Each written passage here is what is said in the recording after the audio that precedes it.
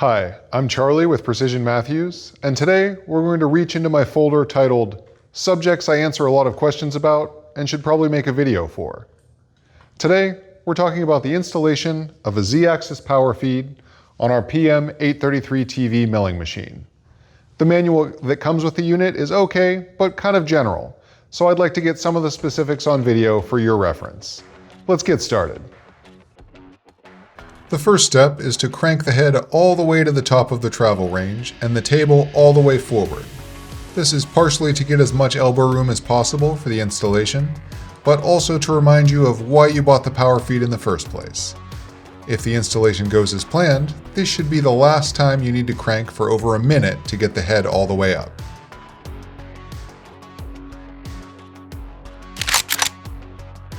This hand crank needs to come off, and it starts with the screw right in the middle. Pro tip: before you pull the hand crank off, orient the keyway so it's at the 12 o'clock position. If you forget to do this, you will drop the key on the ground, and you will come up with some new compound swear words while looking for it. Ask me how I know. With the keyway in position, off comes the hand crank and the hand wheel dial. You'll remove both the inner and outer keys and set them aside.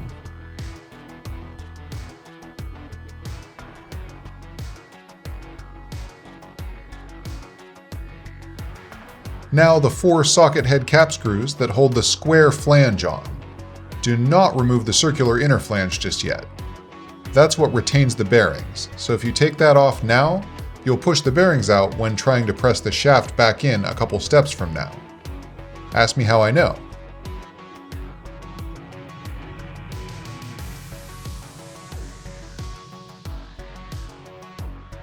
Then out comes the whole assembly. We will be replacing this shaft with one supplied with the power feed. You can press this out if you want to take your time, but the caveman press works just fine for me. Here's the new shaft. A press is preferable for installation, but you can tap it home carefully if you don't have a press handy.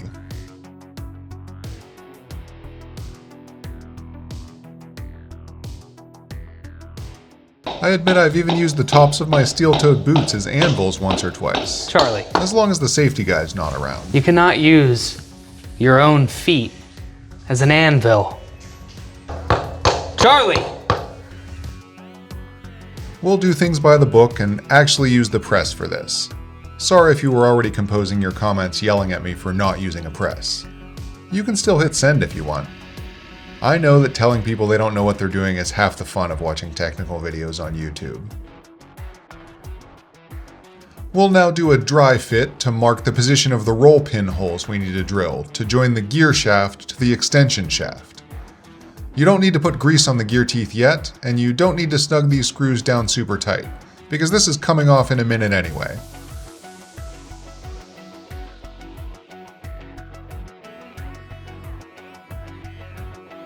With an appropriately sized transfer punch at the ready, make sure the extension shaft is all the way seated and mark just one of the 2 holes.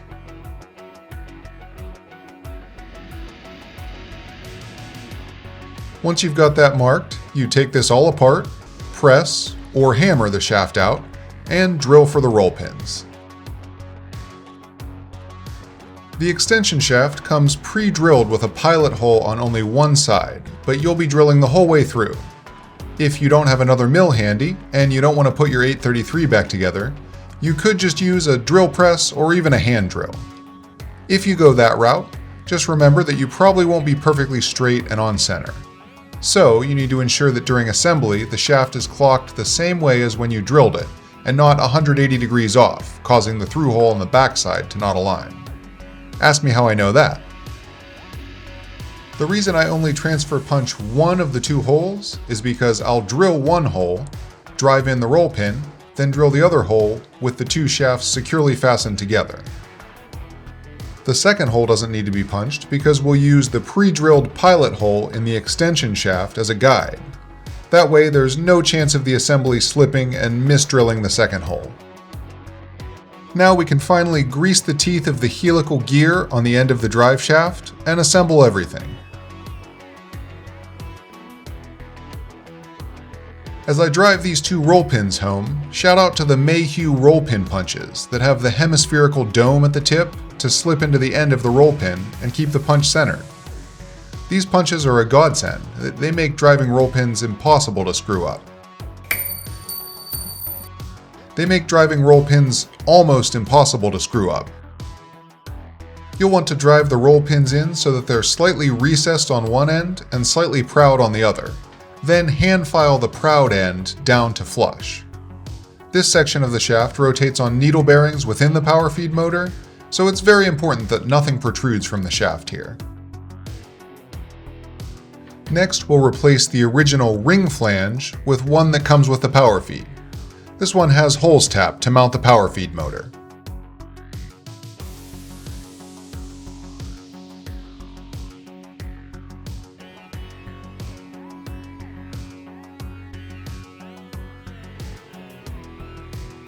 Speaking of mounting the Powerfeed motor, now it's time to do that.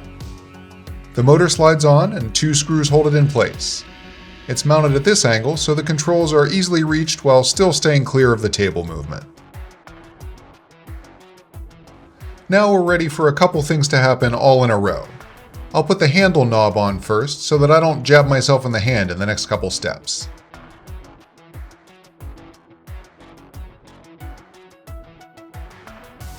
Then I'll install this stack of shims that sets the mesh between the gear on the motor and the gear that turns the shaft.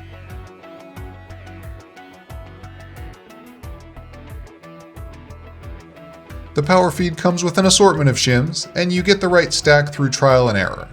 Just putting the gear on and turning by hand and you'll be able to feel what seems right. Too loose and it'll make noise. Too tight and it'll make a different noise.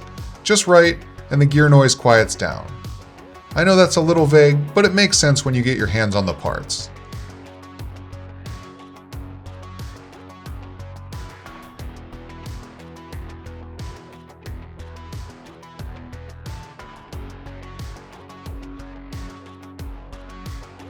Next is the first of two keys. That goes back in with some inevitable fumbling.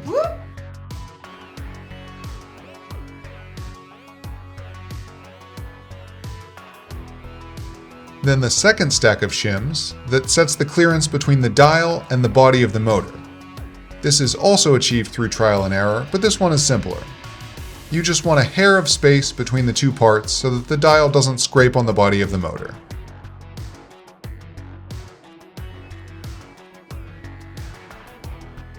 Then a final keyed washer and the second key.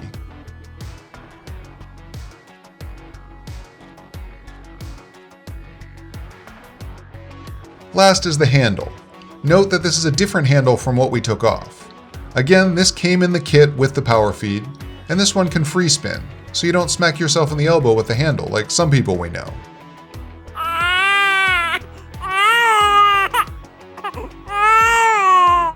With the motor installation complete, let's make it so that we can't slam into the end of travel and break things.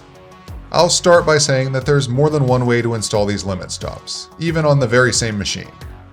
Some people like to skip the aluminum extrusion altogether, mill the bottom of the stop flat, and screw the stops directly to the casting.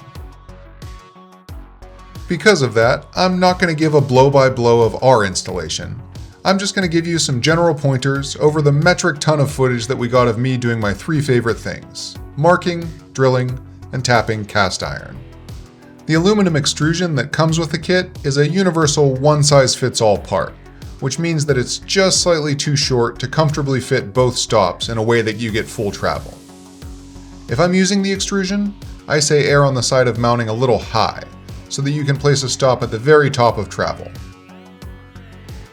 Generally, you're going to use the top half of travel way more than the bottom half anyway, and if you're in the bottom half, you're going to hit the table or vise with the tool before you get to the hard stop on the machine.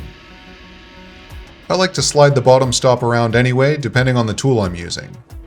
Going to a stubby end mill, you slide the stop down so you can go lower. Long reamer, slide the stop up and stop yourself from hitting the table. I'll also point out that we made this aluminum block that I'm installing here, and it does not come with the kit. So it's up to you how you want to install the stops. As always, call our tech helpline and we'll talk about it if you aren't sure how to proceed. Be sure to test the function of the limit stops up and down before using the Powerfeed in practice. The top button should stop the motor when it's going up, and the bottom button stops it when it's going down. If you find that it's reversed from that, you just need to open up the switch housing and swap the two switches around. Last step is to tidy up your cable routing. Depending on how you installed the stops, you can go a couple different ways with this, and there's no right or wrong answer. As long as the cables are secure, out of the way of any moving parts of the machine, and don't constrain the travel of any part of the machine. I like to do the routing with the head all the way out, so that I know the maximum the cable needs to reach. So there you have it. There are a lot of steps to this installation, but if you use the tips and tricks from this video, the work should go smoothly. Like I said, if you get stuck or ever have questions, our tech team is available to help. And as always, thanks for watching.